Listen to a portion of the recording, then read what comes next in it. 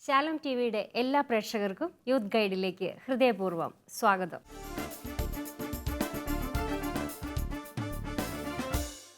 നിയന്ത്രണമില്ലാത്ത സംസാരങ്ങൾ എപ്പോഴും പ്രശ്നങ്ങൾ ഉണ്ടാക്കാറുണ്ട്. പ്രശ്നങ്ങൾക്ക് നല്ല പരിഹാര മാർഗങ്ങൾ നിർദ്ദേശിക്കുവാൻ യൂത്ത് ഗൈഡുമുണ്ട്. ഇന്നത്തെ നിങ്ങളുടെ പ്രശ്നങ്ങൾക്ക് പരിഹാര മാർഗങ്ങളുമായി നമ്മുടെ പ്രശസ്ത family councillor Shrimati grace Lal നമ്മോടൊപ്പം ഉണ്ട്. മാഡത്തെ നമുക്ക് ഈ പ്രോഗ്രാമിലേക്ക് സ്വാഗതം ചെയ്യാം. മാഡം, സ്വാഗതം. യുവജനങ്ങളുടെ പ്രതിനിധിയായി എഡ്യൂക്കേഷൻ ഫീൽഡിൽ തന്നെ വർക്ക് ചെയ്യുന്ന മിസ്റ്റർ ബിനീഷ് ജോർജ് നമ്മളോടൊപ്പമുണ്ട്. ബിനീഷിനെയും ഞാൻ ഈ പ്രോഗ്രാമിലേക്ക് സ്വാഗതം ചെയ്യുന്നു. ഒരു +2 വിദ്യാർത്ഥിനിയുടെ കത്താണ്. എൻ്റെ വീട്ടിൽ ഡാഡിയും മമ്മിയും തമ്മിൽ എന്നും വഴക്കാണ്.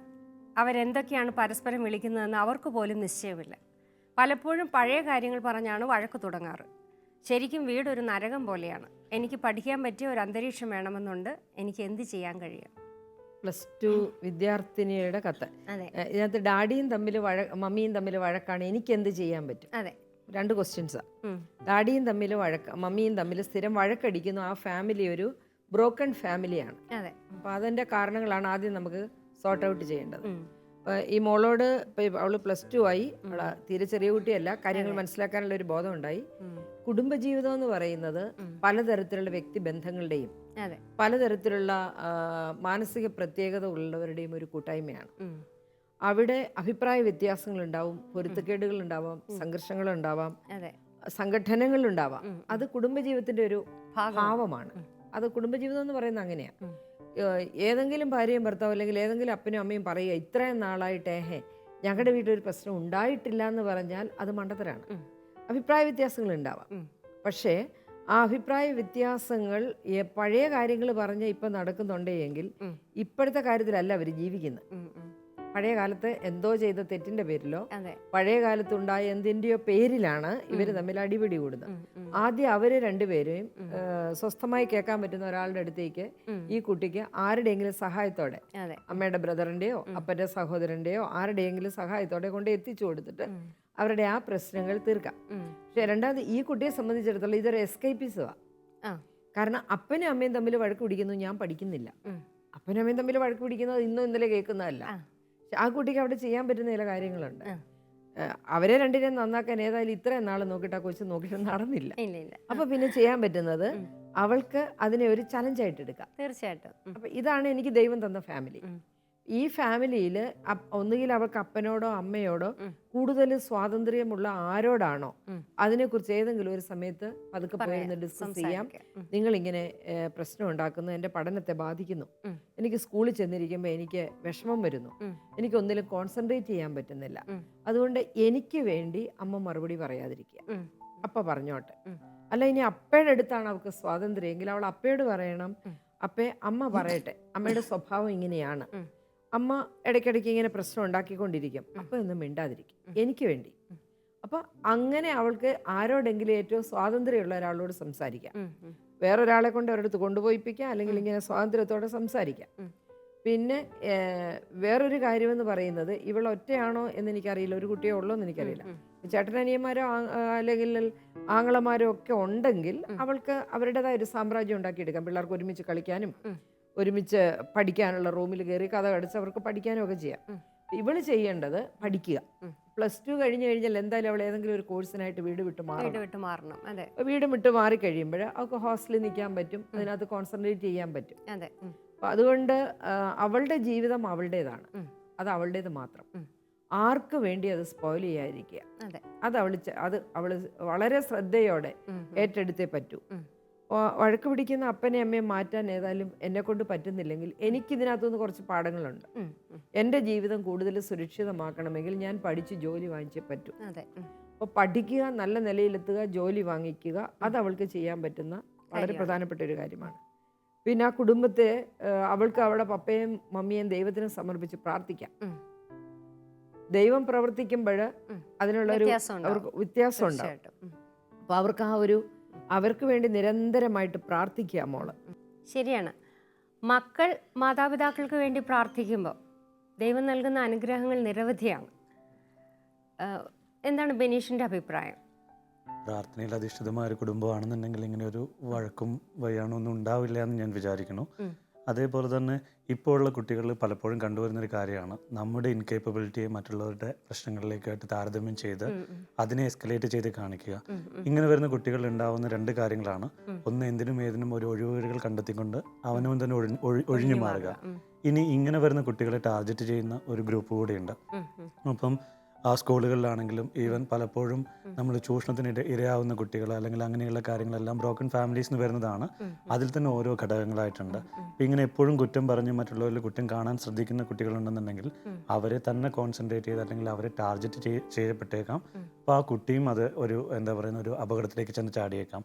ഇനി ആ കുട്ടിയെ സംബന്ധിച്ചാണെങ്കിൽ തന്നെ മാതാപിതാക്കളെ സംബന്ധിച്ച് പ്രാർത്ഥിക്കുന്നതോടൊപ്പം തന്നെ നമുക്ക് ആത്മീയമായ കാര്യങ്ങളിൽ കുറച്ചും കൂടെ അഡ്വൈസ് തരാൻ പറ്റുന്ന ആൾക്കാരെ കണ്ട് അവരോട് കാര്യങ്ങൾ സംസാരിക്കുക. ഒന്നുകിൽ വികാരി അച്ഛൻ്റെ അടുത്തോ അല്ലെങ്കിൽ നമുക്ക് പരിചയമുള്ള സിസ്റ്റേഴ്സിൻ്റെ അടുത്തോ വീട്ടിൽ ഇങ്ങനെ ഒരു പ്രശ്നമുണ്ട് എൻ്റെ അച്ഛനോടും അല്ലെങ്കിൽ അപ്പനോടും അമ്മയോടും ഈ കാര്യത്തെക്കുറിച്ചൊന്ന് സംസാരിക്കണം, അല്ലെങ്കിൽ പ്രാർത്ഥനയുടെ ഒരു കുറവുണ്ട്, അങ്ങനെ നിർദ്ദേശിച്ച് ഈവൻ വികാരിയച്ഛനെ കണ്ട് അവരൊരു കൗൺസിലിങ്ങിലേക്ക് കൊണ്ട് എത്തിക്കാനോ അല്ലെങ്കിൽ അപ്പനും അമ്മയും മകളും കൂടി ഒരുമിച്ചിരുന്ന് ഒരു ഒരു കുടുംബപരമായ ഒരു സംസാരം നടക്കുകയും ഞങ്ങളുടെ ഈ പ്രശ്നങ്ങളിൽ നിന്ന് മകൾ അനുഭവിക്കുന്ന ബുദ്ധിമുട്ടുകൾ അവർ തിരിച്ചറിയുകയും അതേപോലെ ഇവർ രണ്ടുപേരും അങ്ങോട്ടും ഇങ്ങോട്ടുമുള്ള രീതിയിലൊരു സംവാദം, ഒരു ഡയലോഗ് സംഭവിക്കുകയും ചെയ്തെങ്കിൽ മാത്രമേ ഒരു നല്ലൊരു ഹെൽത്തി റിലേഷൻഷിപ്പ് അല്ലെങ്കിൽ ആ കുടുംബം ഒരു പ്രോസ്പെരിറ്റിയിലേക്ക് വരികയുള്ളൂ എന്ന് എനിക്ക് തോന്നുന്നു. മാഡം, ഈ ഇങ്ങനെയുള്ള കുട്ടികൾ സാധാരണ പഠനത്തിൽ പിന്നോക്കം പോകാനുള്ള സാധ്യതയുണ്ട്. അതും കൂടാതെ ഇവർ കുടുംബത്തിൽ നിന്നൊരു നല്ല സ്നേഹബന്ധം കിട്ടുന്നില്ല, അല്ലെ കുടുംബത്തിൽ അച്ഛനും അമ്മയും തന്നെ സ്നേഹിക്കുന്നില്ല, തനിക്ക് അവിടെ വേണ്ടത്ര അംഗീകാരമോ സ്നേഹമോ കിട്ടുന്നില്ല എന്ന് കണ്ട് ഇവർ മറ്റ് വഴിവിട്ട ബന്ധങ്ങളിലേക്കും പോകാറില്ലേ? തീർച്ചയായിട്ടും. ഇതിനകത്ത് മാതാപിതാക്കളോട് നല്ലൊരു ഉപദേശം കൊടുക്കാൻ ഞാൻ ആഗ്രഹിക്കുന്ന ഇതാണ്. കാരണം കുട്ടികളുടെ പ്രശ്നങ്ങൾ ഒത്തിരിയേറെ കൈകാര്യം ചെയ്യുന്ന ഒരാളാണ് ഞാൻ. എൻ്റെ ക്ലിനിക്കിൽ വരുന്ന പ്രശ്നക്കാരായ കുട്ടികളെ അനലൈസ് ചെയ്യുമ്പോൾ ഞാൻ മനസ്സിലാക്കിയിരിക്കുന്നത് പിള്ളേരുടെ പ്രശ്നം പിള്ളേരുടെ പ്രശ്നമല്ല. മാതാപിതാക്കൾക്കില്ലാത്ത യാതൊരു പ്രശ്നവും പിള്ളേരിൽ ഞാൻ കാണുന്നില്ല. അതായത് മാതാപിതാക്കൾക്കുള്ള പ്രശ്നങ്ങളാണ് പിള്ളേരിൽ വരുന്നത്. അപ്പൊ പരസ്പരം കലഹിക്കുന്ന സാഹചര്യങ്ങളിൽ വളർത്തപ്പെടുന്ന കുട്ടികൾക്ക് സ്നേഹം കിട്ടുന്നില്ല. ഈ സ്നേഹത്തിന് വേണ്ടിയുള്ള ഒരു ദാഹം ഇവരുടെ മനസ്സിലുണ്ട്. ഒന്ന് കെട്ടിപ്പിടിക്കാൻ അല്ലെങ്കിൽ ഒന്ന് താലോലിക്കാൻ, ഒരു നല്ല ഉമ്മ തരാൻ അപ്പനോ അമ്മയ്ക്കോ പറ്റാതെ വരുമ്പോൾ ആരിത് വെച്ച് നീട്ടിയാലും അത് വാങ്ങിക്കും.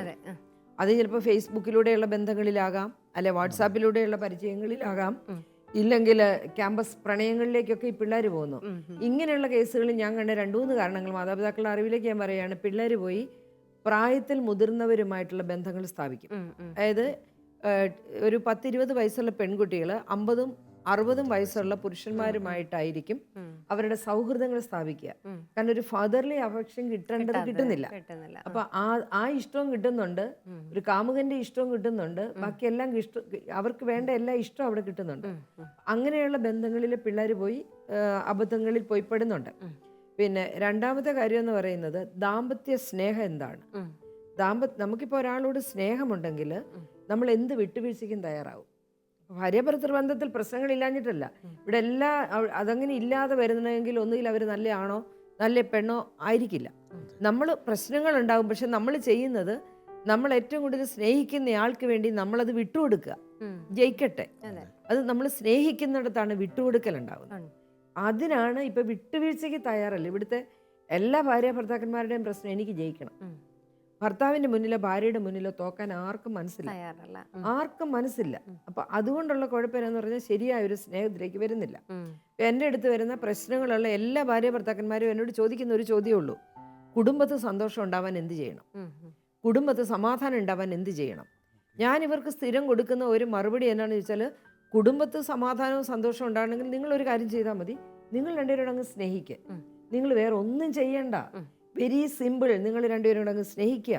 പക്ഷെ ആ സ്നേഹം ഒരു ടോട്ടൽ ഗിവിങ് ആണ്. ആ സ്നേഹം ഒരു അൺകണ്ടീഷണൽ ലവ് ആണ്, വ്യവസ്ഥകളില്ലാത്ത ബന്ധമാണ്. ശരിക്കും പറഞ്ഞാൽ ടോട്ടൽ ഗിവിങ് എന്ന് പറഞ്ഞാൽ പരിപൂർണമായൊരു സമർപ്പണമാണ്. അത് ഈ ലോകത്തിൽ വേറൊരു ബന്ധത്തിലും നടക്കുന്നില്ല.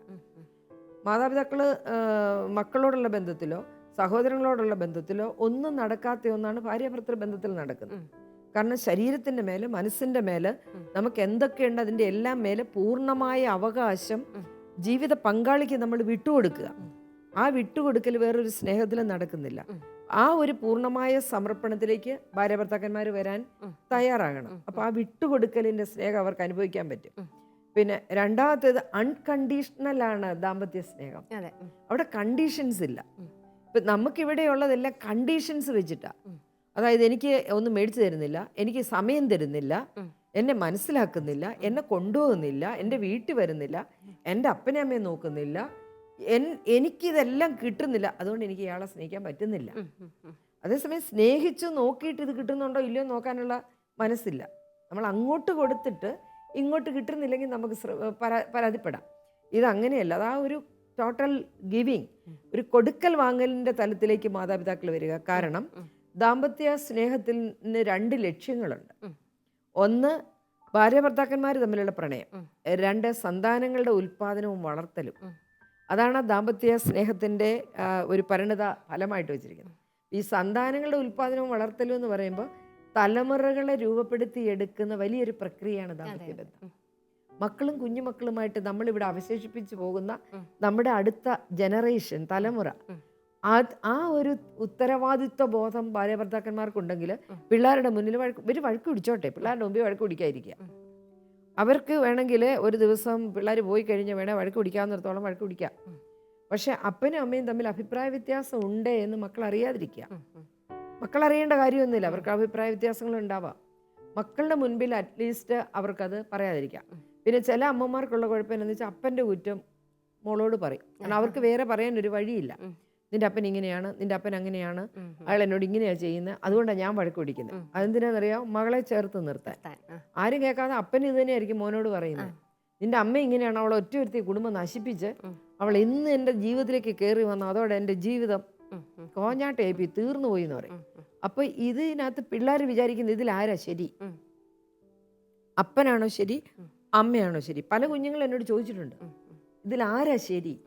അപ്പോൾ ഈ കുഞ്ഞുങ്ങൾക്ക് ശരിയും തെറ്റും മനസ്സിലാക്കി കൊടുക്കേണ്ട പാർട്ടികൾ പിള്ളേരെ ഒരു കൺഫ്യൂഷനിലാക്കുക. അവിടെ ഒരു കാര്യം, പഴയ കാര്യങ്ങൾ പറഞ്ഞാണ് വീട്ടിൽ വഴക്കുണ്ടാകുന്നത്. പഴയ കാര്യങ്ങൾ എന്ന് പറയുന്നതിന്റെ കാര്യം ഞാൻ പറയാം. കല്യാണം കഴിക്കുന്ന ആദ്യ നാളുകളിൽ നമുക്ക് കുറച്ച് സ്വപ്നങ്ങളും ആഗ്രഹങ്ങളും ഒക്കെ ഉണ്ടായിരിക്കും. അത് കിട്ടാതെ പോകുമ്പോഴല്ലോ അതിൻ്റെ അടിത്തറയിൽ നിന്ന് പിന്നെ കെട്ടിപ്പോക്കുന്നു. ഈ അടിത്തറ എപ്പോഴെങ്കിലും ഇളകിക്കൊണ്ടായിരിക്കുന്നത്. നമുക്ക് ഒരു ഫസ്റ്റ് 3 ഇയേഴ്സിനകത്ത് കിട്ടേണ്ട കുറച്ച് നല്ല ഓർമ്മകളുണ്ട്. നമ്മളൊരുമിച്ച് എവിടെയെങ്കിലും യാത്ര പോയതായിരിക്കാം, അതിന് ഈ ഹണിമൂണൊക്കെ വെക്കുന്നത് നല്ല യാത്രയായിരിക്കാം, അല്ലെ ആദ്യമായിട്ട് വാങ്ങിച്ചു തന്ന കുറച്ച് നല്ല ഡ്രസ്സായിരിക്കാം, എന്തെങ്കിലുമൊക്കെ കുറച്ച് നല്ല മൊമെൻറ്റ്സ്, നമുക്കായിട്ട് കിട്ടിയ കുറച്ച് മൊമെൻറ്റ്സ് ഒക്കെ നമ്മൾ മനസ്സിൽ സൂക്ഷിക്കും. അത് മരണം വരെ നമ്മളെ ഇങ്ങനെ കൊണ്ടുപോയിക്കൊണ്ടിരിക്കും. ഇടയ്ക്കൊക്കെ അത് ഓർക്കുമ്പോഴാണ് നമുക്ക് സന്തോഷം. പണ്ട് എന്നെ അങ്ങനെ കൊണ്ടുപോയിട്ടുണ്ടല്ലോ, അല്ലെ പണ്ട് എനിക്ക് ഇതൊന്നും കിട്ടാതിരിക്കുമ്പോൾ ഓർമ്മിച്ച് വയ്ക്കാനൊന്നും ഉണ്ടാവില്ല. അപ്പോൾ പിന്നെ പറയുന്നത്, ഞാൻ കല്യാണം കഴിച്ചു വന്ന അന്ന് തന്നെ നിങ്ങൾ എന്നോട് എന്നാ പറഞ്ഞെന്നറിയാമോ? നിങ്ങൾക്ക് ഈ ലോകത്തിലേക്കും വലുത് നിങ്ങളുടെ അപ്പനും അമ്മയുമാണ്. അതെൻ്റെ മനസ്സിൽ നിന്ന് ചത്തല്ലി ഞാൻ കളയല്ല, മരിച്ചാലും ഞാനത് മറക്കത്തില്ല. അപ്പം അപ്പനും അമ്മേനെയാണ് ഏറ്റവും കൂടുതൽ ഇഷ്ടമെന്ന് ഈ ഭർത്താവ് ഒരു മണ്ടത്തരം പറഞ്ഞാൽ, അതായത് അവൻ്റെ അപ്പനെയും അമ്മയും നോക്കാൻ വേണ്ടി ഭാര്യ എടുത്ത് പറഞ്ഞൊരു മണ്ടത്തരം അത്. എനിക്ക് എൻ്റെ അപ്പനും അമ്മയും വലിയ ഇഷ്ടമാണ്, നീ നോക്കണമെന്നാണ് പറഞ്ഞതിൻ്റെ അർത്ഥം. ഇവള് രണ്ടാമത്തെ സെൻറ്റൻസ് എടുത്തിട്ടില്ല, നീ അവരെ സ്നേഹിക്കണമെന്ന് നോക്കണമെന്നുള്ള എടുത്തിട്ടില്ല. ഈ ലോകത്തിലേക്ക് വലുത് അപ്പനും അമ്മയും ആണെന്ന് ഇവൾ പറഞ്ഞ അവൾ അണ്ടർലൈൻ ഇട്ട് എഴുതി വെച്ചു. അതെ, ആദ്യമേ തന്നെ എന്നോട് പറഞ്ഞ ഒരു കാര്യം എന്നാണെന്നറിയാം, അമ്മയാണ് വലുത്, അമ്മയാണ് ഇഷ്ടം. അത് ഇപ്പം എനിക്ക് 2ാം സ്ഥാനമല്ലേ ഉള്ളൂ ഇയാളുടെ ജീവിതത്തിൽ, എനിക്ക് 1ാം സ്ഥാനം ഇല്ലല്ലോ. അപ്പോൾ ജീവിത അവസാനം വരെ ഞാൻ ഈ 2ാം സ്ഥാനത്ത് നിൽക്കുക. അപ്പോൾ അവൾക്ക് ഒരിക്കലും 1ാം സ്ഥാനത്ത് കയറാൻ പറ്റിയല്ല എന്നൊരു തോന്നല്. അതിൻ്റെ പേരിൽ എന്നും വഴക്കുടിച്ചോണ്ടിരിക്കും. പിന്നെ തള്ളയോട് മിണ്ടിയാൽ കുഴപ്പം, തള്ളെ നോക്കിയാൽ കുഴപ്പം, അവർക്ക് എന്തെങ്കിലും കൊടുത്താൽ കുഴപ്പം. ഇവർ വഴക്ക് പിടിക്കുന്ന ഒരു കാര്യം അതായിരിക്കും. പിന്നെ ചിലപ്പോൾ വല്ല പാസ്റ്റ് ലൈഫ് വല്ലതും പറഞ്ഞിട്ടുണ്ടായിരിക്കും. കോളേജിൽ പഠിക്കുന്ന കാലത്ത് എനിക്ക് നല്ല പ്രണയം ഉണ്ടായിരുന്നു, ഞങ്ങൾ അങ്ങനെയായിരുന്നു ഇങ്ങനെയായിരുന്നു. ചില വീരന്മാരുടെ ഒരു കുഴപ്പമില്ല, ഇത് വലിയ പ്രണയമൊന്നും കാണത്തില്ല, അല്ല വായി നോക്കി നടത്തതേ കാണത്തുള്ളൂ. എന്നിട്ട് ഈ പുള്ളി ഒരു വലിയ പുള്ളിയാണെന്ന് സ്ഥാപിച്ചെടുക്കാൻ വേണ്ടിയുള്ള മണ്ടത്തരല്ല പറഞ്ഞു കേൾപ്പിക്കും. അപ്പോൾ ഈ വന്ന പെണ്ണിന് അതൊന്നും വേണ്ട. കാരണം എനിക്ക് ആരും തൊടാത്തതും ആരും നോക്കിയിട്ടില്ലാത്തതും ആരെയും കണ്ടിട്ടില്ലാത്തതുമായ ഒരാളെയാണ് വേണ്ടത്. അപ്പോൾ ഈ മണ്ടത്തരം മനസ്സിൽ വെക്കും, മനസ്സിലായില്ലേ? അപ്പോൾ ഈ പാസ്റ്റ് ലൈഫ് എന്ന് പറയുന്ന ഒരു സാധനം അതാ. കല്യാണത്തിന് മുമ്പുണ്ടായിരുന്ന ചില പ്രണയബന്ധങ്ങളും പിന്നെ ഇവരൊരുമിച്ച് യാത്ര ചെയ്യുമ്പോൾ ആരെ കണ്ടാലും അവള് നിങ്ങൾ ഇന്നലെ വർത്താനം പറഞ്ഞില്ലേ, അതായിരുന്നോ പഴയ? അതെ, ഇത് പറഞ്ഞ് വഴക്ക് പിടിച്ചോണ്ടിരിക്കും. അപ്പോൾ പഴയ പ്രണയത്തിൻ്റെ പേര് വഴക്ക് പിടിക്കാം. പിന്നെ ഈ പുള്ളി ചിലപ്പോൾ എന്തെങ്കിലും മദ്യപാനം അങ്ങനെ എന്തെങ്കിലും ദൂഷ്യ ഇതുള്ളതാണോ നമുക്കറിയില്ലല്ലോ. അങ്ങനെ ഇവർ വഴക്ക് പിടിക്കുന്ന കാര്യങ്ങൾ അങ്ങനെയൊക്കെ ആയിരിക്കും. അല്ലെ സ്ത്രീധനം കൊണ്ടുവന്നത് അയാൾ പെങ്ങളെ കെട്ടിച്ചു വിട്ടായിരിക്കും, ഇവരുടെ ആഭരണവും കൂടെ എടുത്ത് കെട്ടിച്ചു വിട്ടായിരിക്കും. നിങ്ങൾ എന്നോട് എന്നെ ക്രൂരത ചെയ്ത് എൻ്റെ സാധനങ്ങൾ മുഴുവൻ നിങ്ങൾ കൊണ്ടുപോയില്ലേ. അപ്പോൾ ഇതിൻ്റെ പേരിൽ സത്യത്തിൽ അതിൻ്റെ 3 ഇരട്ടി ചിലപ്പോൾ അയാൾ വീട് പണിത് കാണും, വസ്തു വാങ്ങിച്ച് കാണും, കുഞ്ഞുങ്ങളെ പഠിപ്പിച്ച് കാണും, ഇവർക്ക് ഒത്തിരി സാരിയൊക്കെ വാങ്ങിച്ചു കൊടുത്തിട്ടുണ്ടാവും. പിന്നെ എന്നൊക്കെ കൊടുത്താലും അവർക്ക് ആ നഷ്ടമുണ്ടല്ലോ, ആദ്യത്തെ ആ നഷ്ടമായിട്ട് നിലനിൽക്കുക, അത് വിട്ടുകൊടുക്കത്തില്ല. അപ്പോൾ ഈ പഴയതിൻ്റെ പേരിൽ അവസരം കിട്ടുമ്പോൾ എല്ലാം ഇങ്ങനെ കുത്തിക്കൊണ്ടിരിക്കും. അപ്പോൾ ഈ കുത്തി പറഞ്ഞ് അത് വേറെ ചിലപ്പോൾ വേണ്ടാത്ത ഭാഷകളാകും, ചീത്തയാകും, ദേവോത്തരാകും. കുഞ്ഞുങ്ങൾ കാണുന്ന തന്നെ എപ്പോഴും വഴക്ക് പിടിക്കുന്ന അപ്പനും അമ്മയും. ഒരുപക്ഷെ ഇവർ സ്നേഹിക്കുന്നുണ്ടാവാം, ഈ കൊച്ചുങ്ങൾ അറിയാതെ ഇവർ സ്നേഹിക്കുന്നുണ്ടാവാം, അത് കുഞ്ഞുങ്ങൾ കാണുന്നില്ല. അങ്ങനെയൊക്കെയാണ് സംഭവങ്ങൾ വരുന്നത്. അതുകൊണ്ട് ഭാര്യ ഭർത്താക്കന്മാരോട് അല്ലെങ്കിൽ നല്ല അപ്പനും അമ്മയും ആകാനായിട്ട് മാതാപിതാക്കളോട് എനിക്ക് പറയാനുള്ള ഒരു കാര്യം ഇതാണ്: ഇന്നുകളിൽ ജീവിക്കുക, ഇന്നലകളെ വിട്ടുകളയുക. പാസ്റ്റ് ഈസ് പാസ്റ്റ്, അത് വിട്ടുകളയുക, മുന്നോട്ട് നോക്കി നടക്കുക, പിറകോട്ട് നോക്കി നടക്കാതിരിക്കുക. എന്നിട്ട് സ്നേഹത്തിൻ്റെ ആ ഒരു അന്തരീക്ഷം കുടുംബത്തിൽ സൃഷ്ടിക്കുക. കാരണം നമുക്കെല്ലാവർക്കും വേണ്ടത് ഇത്തിരി ടൈമാണ്. വേറൊരാൾക്ക് കൊടുക്കാൻ പറ്റുന്ന ഏറ്റവും വിലപ്പെട്ട സാധനം അതാ. അത് കുടുംബം ആഗ്രഹിക്കുമ്പോൾ ഭർത്താവ് കുറച്ച് സമയം കൊടുക്കാൻ തയ്യാറാവുക. ഇപ്പോൾ നമുക്ക് ജോലിയുണ്ട്, അല്ലെ ബിസിനസ്സുണ്ട്, നമ്മളെല്ലാം തിരക്ക് പിടിച്ച് ജീവിക്കുന്നവരാ. പക്ഷെ കുടുംബത്തിന് വേണ്ടി ഒരുമിച്ച് കൊടുക്കാൻ ഇച്ചിരി സമയം അത് കിട്ടാതെ വരുമ്പോഴായിരിക്കും ചില ഭാര്യമാർക്ക് അരിശവും ദേഷ്യമൊക്കെ വരുന്നത്. സമയം കൊടുക്കുക. അങ്ങനെ കൊടുത്തു കഴിയുമ്പോൾ ഈ കൊച്ചിൻ്റെ പരാതികളൊക്കെ തീരും. പിന്നെ ആ കുട്ടിയോട് ഞാൻ പറയുന്നത് അപ്പനെ അമ്മയെ നന്നാക്കാൻ നോക്കണ്ട, അവരങ്ങനെ ഞാൻ തന്നെ വിചാരിച്ചു. പക്ഷെ അതിനകത്തുനിന്ന് മോളൊരു പാഠം ഉൾക്കൊള്ളണം. നന്നായിട്ട് പഠിച്ച് നല്ല നിലയിലെത്തി എനിക്ക് എൻ്റെ ജീവിതം മനോഹരമായൊരു ജീവിതമാക്കി എടുക്കാൻ പറ്റും. തമ്പുരാൻ ഇഷ്ടമുള്ളൊരു ജീവിതം ഞാൻ ഉണ്ടാക്കിയെടുക്കും. ഇപ്പൊ അവള് പറയുന്നുണ്ട് അവളുടെ കുടുംബം ഒരു നരക തുല്യമാണ്, ആ നരകത്തിൽ നിന്ന് അവള് രക്ഷപ്പെടണം ആദ്യം. തീർച്ചയായിട്ടും അല്ലെ, അവർക്ക് അത് നരകം എന്ന് പറയുന്നത് അവളുടെ പോയിന്റ് ഓഫ് വ്യൂവിലായിരിക്കും. അത്ര നരകം ആയിരിക്കും നമുക്കറിയില്ല. അതുകൊണ്ട് പേരൻസിനോട് ഞാൻ പറയുന്നത് അവരൊരു നല്ല ധ്യാനത്തിൽ പങ്കെടുക്കുക, കുടുംബസമേതം ധ്യാനത്തിൽ പങ്കെടുക്കുക, നല്ല കുമ്പസാരം നടത്തുക. ചിലപ്പോൾ ഒത്തിരി നാളായിട്ട് കുമ്പസാരിച്ചിട്ടില്ലായിരിക്കും. നന്നായിട്ട് ദൈവത്തിൻ്റെ മുമ്പിൽ അവരുടെ തെറ്റുകൾ എന്താണെന്ന് കണ്ടുപിടിക്കാൻ പ്രാർത്ഥിക്കുക, കുടുംബത്തിലൊരു ആത്മീയത ഉണ്ടാക്കിയെടുക്കുക. കുഴപ്പമില്ലാതെ പൊക്കോളും.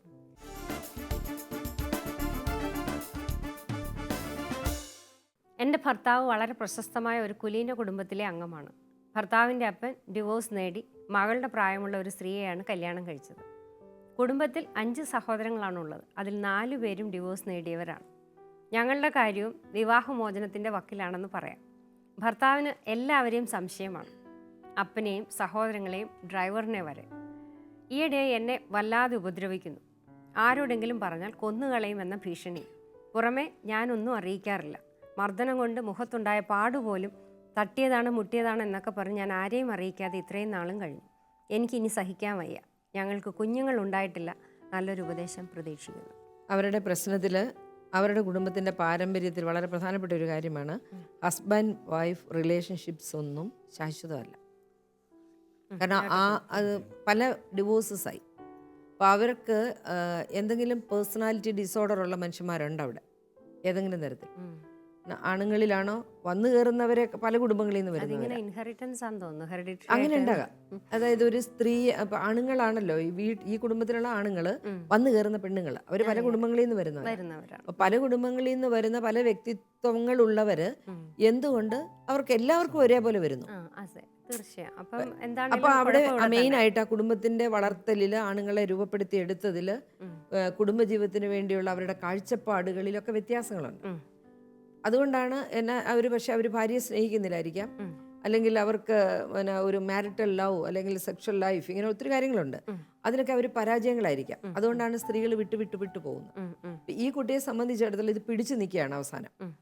അതിനകത്ത് രണ്ടാമതൊരു കാര്യം വരുന്നുണ്ട്. അവരുടെ അപ്പൻ എന്ന് പറയുന്നത് ഇവർക്ക് ഒരിക്കലും ഒരു റോൾ മോഡൽ എന്ന് പറയാൻ പറ്റില്ല. കാരണം അപ്പൻ ഇത്രയും മക്കളുണ്ട്, ഭാര്യ മരിച്ചു, മക്കളെ വളർത്താനായിരിക്കും അയാൾ രണ്ടാമത് കല്യാണം കഴിച്ചു.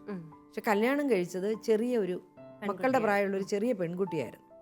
അതിപ്പോൾ എനിക്ക് തോന്നുന്നു ഒരു പെൺകുട്ടിയെ ചിലപ്പം പ്രേമിച്ചതൊന്നും ആവണമെന്നൊന്നും ഇല്ല, അവളെ രക്ഷപ്പെടുത്താനോ സാമ്പത്തികമായിട്ട് പാവപ്പെട്ട വീട്ടിലൊരു പെണ്ണ് എന്തുമായിട്ട് നമ്മളതിനെ പോസിറ്റീവായിട്ട് കണ്ട, അത് നെഗറ്റീവായിട്ട് കാണണ്ട. അങ്ങനെ ഒരു പ്രായമുള്ള ഒരാൾ ഒരു കൊച്ചു പെണ്ണെ കല്യാണം കഴിച്ചു എന്ന് കരുതി ഇവരാരും വിഷമിക്കേണ്ട കാര്യമൊന്നുമില്ല. അവർ ഭാര്യയും ഭർത്താവായിട്ട് ജീവിക്കും. ഇതിനകത്തുള്ള ഒരു കുഴപ്പമെന്ന് പറയുന്നത് ഇവളുടെ ഹസ്ബൻഡ് ഒരു പാരനോയിഡ് വ്യക്തിയാണ്. പാരനോയിയ എന്ന് പറയുന്ന മാനസിക രോഗത്തിന്റെ ഉടമയാണ്. മറ്റുള്ളവർ അങ്ങനെയാണോ നമുക്കറിയില്ല.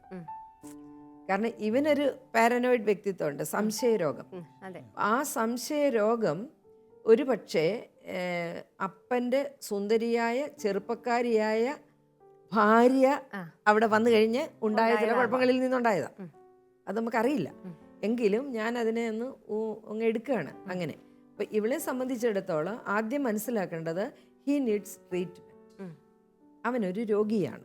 ക്യാൻസർ പോലെയോ ട്യൂമർ പോലെയോ അതുപോലെ മാരകമായ തന്നെ ഒരു രോഗമാണ് സംശയരോഗം. അത് ആവശ്യമില്ലാത്തവരുമായിട്ട് കൂട്ടിച്ചേർത്ത് പറയാം. ഒരിക്കലും ജീവിതത്തിൽ കണ്ടിട്ടില്ലാത്തവരെ ആയിട്ട് അവർ ബന്ധമുണ്ടെന്ന് സ്ഥാപിക്കാം. അതൊരു മാനസിക വൈകല്യമാണ്. അപ്പം അങ്ങനെ പലരുമായിട്ട്, ഒരാളുമായിട്ടല്ല, ഒരാളുമായിട്ട് അവൾക്ക് ബന്ധമുണ്ടെന്നല്ല അയാൾ പറയുന്നത്. ഈവൻ അപ്പനുമായിട്ട് പോലും പറയും, അവൾ വർത്താനം പറയുന്ന ഡ്രൈവറുമായിട്ട് പറയും.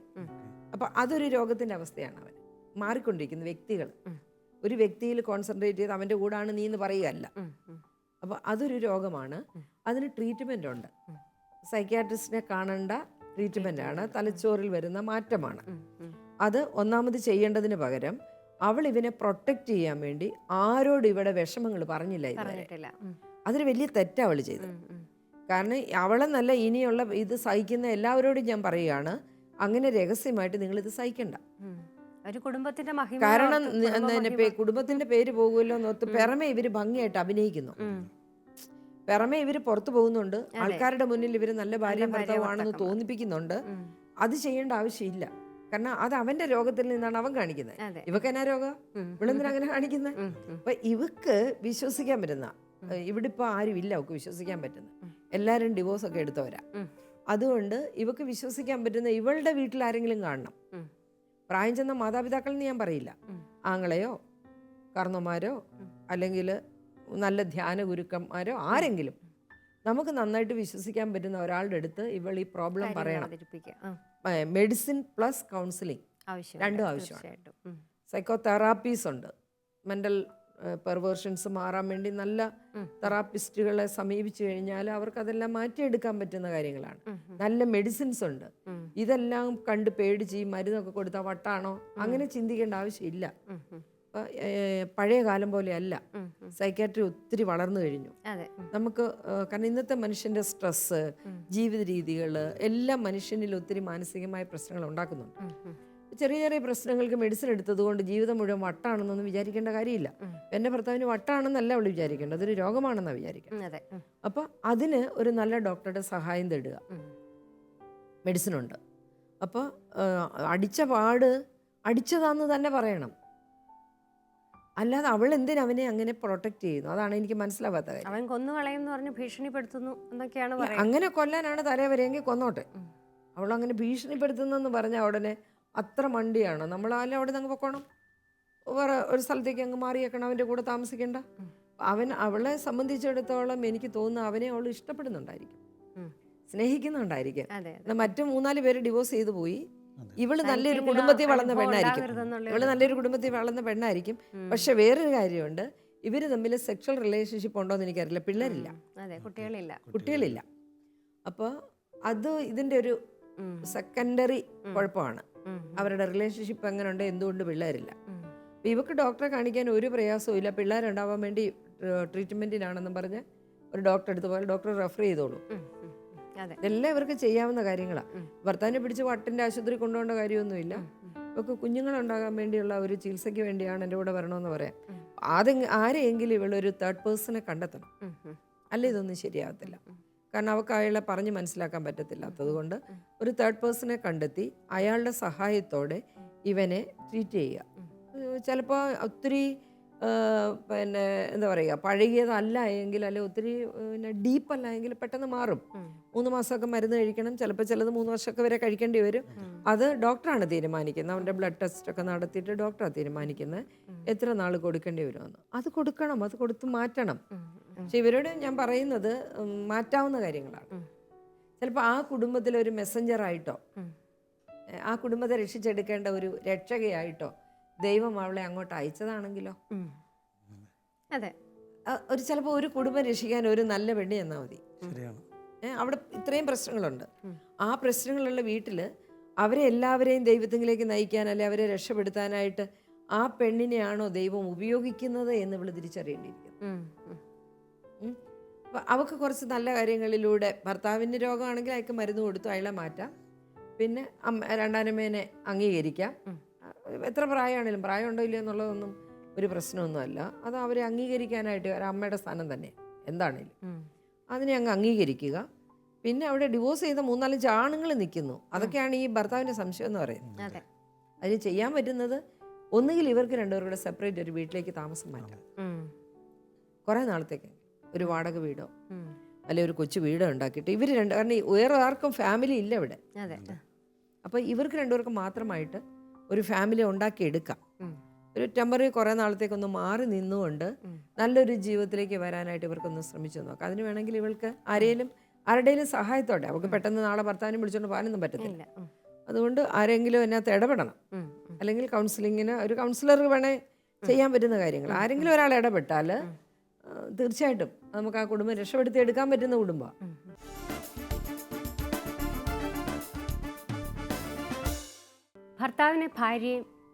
ഭാര്യ ഭർത്താവിനെയും മനസ്സിലാക്കണം.